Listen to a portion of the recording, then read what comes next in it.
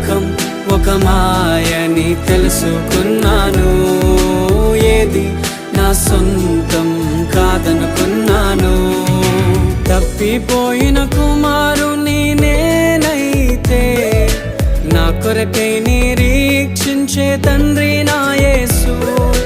తప్పిపోయిన కుమారుని నేనైతే నా కొరకై నిరీక్షించే తండ్రి నా యేసు.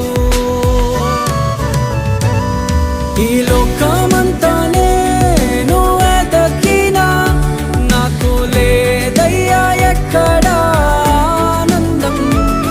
నీ సన్నిధిలో ఒక్క క్షణం గడిపి